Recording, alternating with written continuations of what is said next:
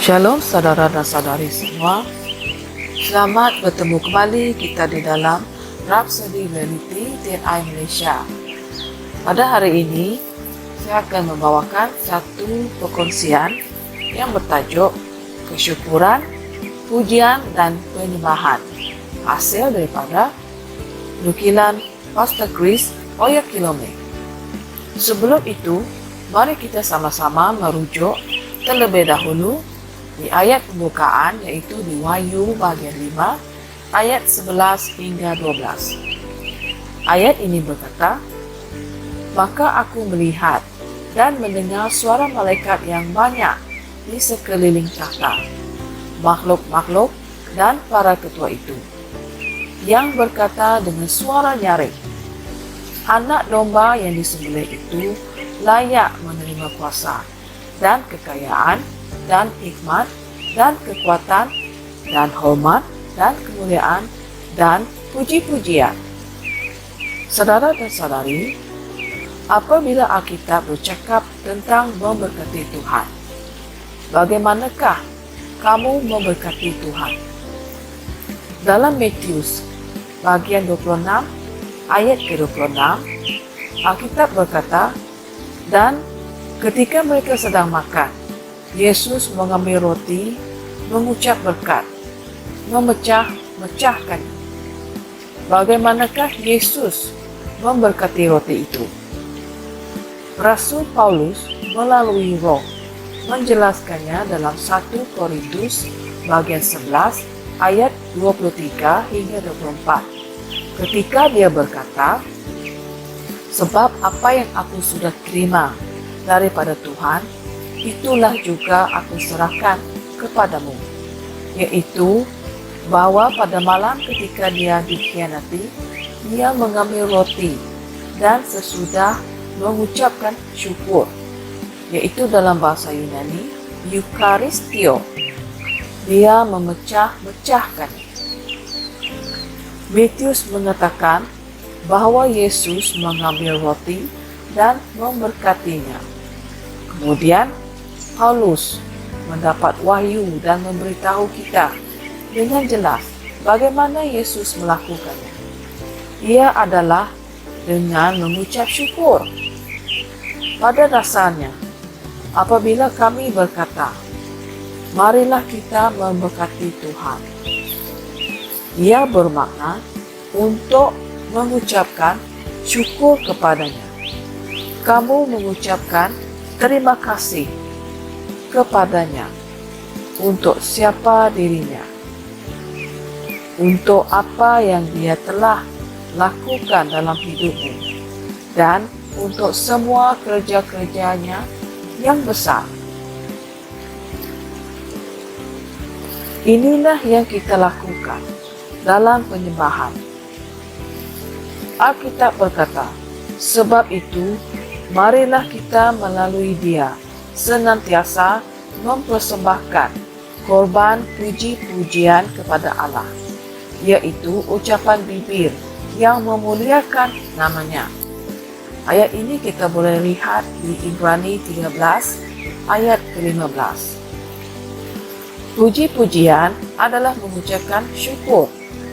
Dalam Wahyu 11 ayat ke-16 hingga 17, kita dapat memerhatikan sebuah penyembahan yang sejati.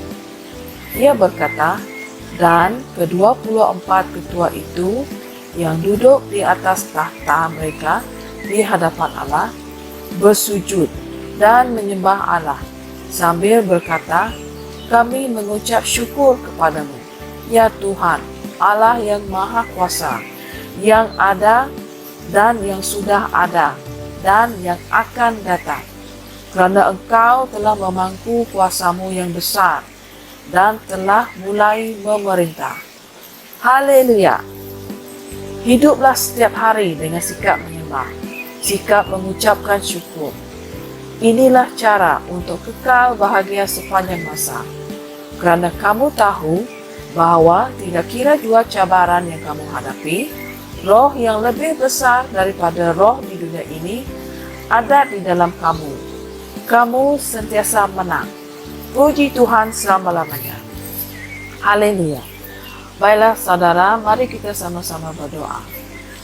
Ya Bapa, dalam nama Yesus, aku hidup setiap hari dengan sikap menyembah, sikap mengucapkan syukur, karena aku tahu bahwa tidak kira apa jua situasi, Engkau telah memberikan aku kemenangan.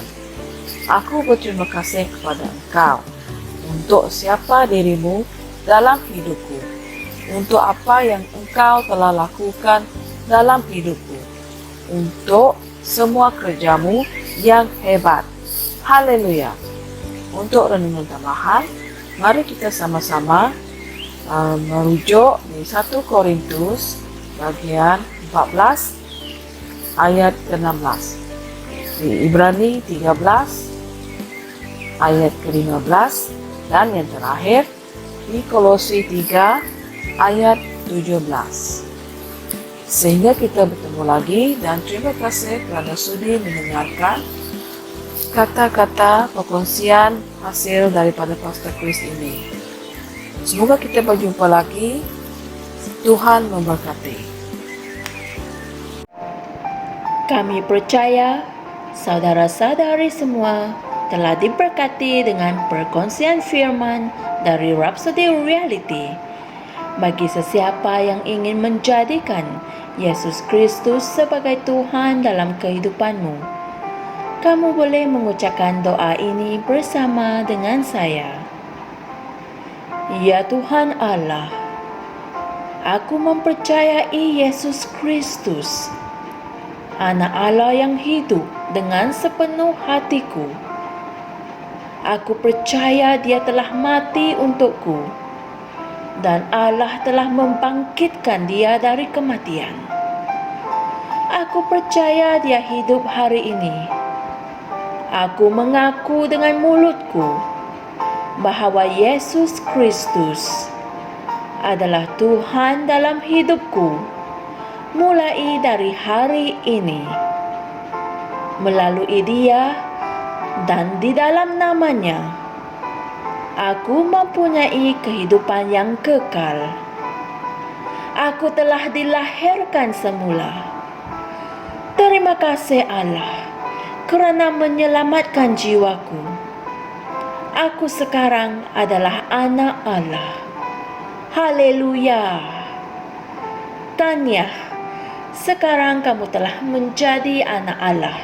Untuk apa-apa sebarang pertanyaan atau untuk mendapatkan lebih banyak maklumat mengenai bagaimana untuk bertumbuh sebagai seorang Kristian, anda semua boleh hantar mesej di akaun Facebook kami atau email kami di tnimsia@gmail.com. Sekali lagi, tnimsia@gmail.com. Tuhan berkati Anda semua.